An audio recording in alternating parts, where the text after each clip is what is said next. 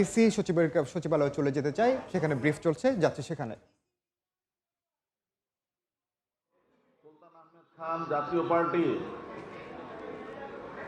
লাঙ্গল প্রতীকে পেয়েছেন 506 ভোট।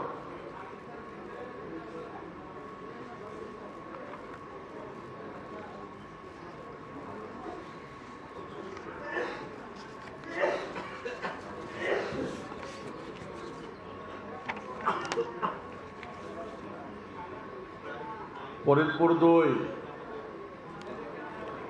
মোট ভোট কেন্দ্র 118, ফলাফল প্রাপ্ত ভোট কেন্দ্র 118।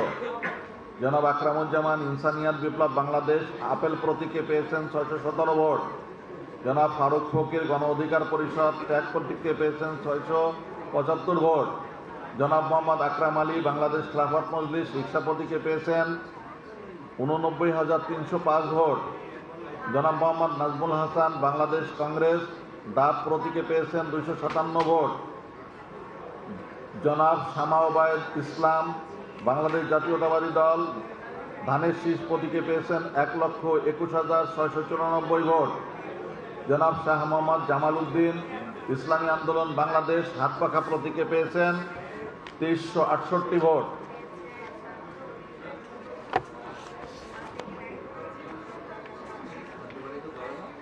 ফরিদপুর 3 মোট ভোট কেন্দ্র 155, ফলাফল প্রাপ্ত ভোট কেন্দ্রের সংখ্যা 155। জনাব আরিফা আক্তার বেবি জাতীয় সমাজতান্ত্রিক দল তারা প্রতীকে পেয়েছেন 251 ভোট। জনাব কে এম সরোয়ার ইসলামী আন্দোলন বাংলাদেশ হাতপাখা প্রতীকে পেয়েছেন 4022 ভোট। নায়েব ইউসুফ আহমেদ বাংলাদেশ জাতীয়তাবাদী দল ধানের শীষ প্রতীকে পেয়েছেন 1,38,545 ভোট। জনাব মোর্শেদুল ইসলাম আসিফ স্বতন্ত্র প্রার্থী হরিণ প্রতীকে পেয়েছেন 1253 ভোট। জনাব মোহাম্মদ আব্দুল তাওয়াব বাংলাদেশ জামাত ইসলামী দাড়িপাল্লা প্রতীকে পেয়েছেন 1,24,115 ভোট। জনাব মোহাম্মদ রফিকুজ্জামান মিয়া বাংলাদেশের কমিউনিস্ট পার্টি কাছের প্রতীকে পেয়েছেন 957 ভোট। ফরিদপুর 4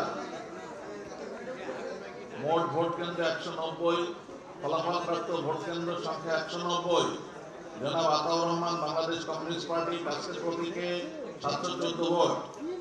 জনাব এম মুজাহিদ বেগ স্বতন্ত্র প্রার্থী ফুটবল প্রতীকে 56,160 ভোট। জনাব মিজানুর রহমান বাংলাদেশ খেলাফত মজলিস রিক্সা প্রতীকে 1,118 ভোট। জনাব মোহাম্মদ মুজিবুর হুসেইন স্বতন্ত্র প্রার্থী ঘোড়া প্রতীকে 1,704 ভোট। জনাব মোহাম্মদ ইসহাক চোকদার ইসলামী আন্দোলন বাংলাদেশ হাতপাখা প্রতীকে 11,498 ভোট। জনাব মোহাম্মদ শহীদুল ইসলাম বাংলাদেশ জাতীয়তাবাদী দল ধানের শীষ প্রতীক নিয়ে পেয়েছেন 1,27,443 ভোট।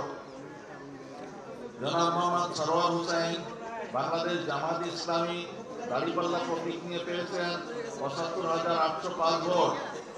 জনাব রায়হান জামিল জাতীয় পার্টি লাঙ্গল প্রতীক নিয়ে পেয়েছেন 550 ভোট।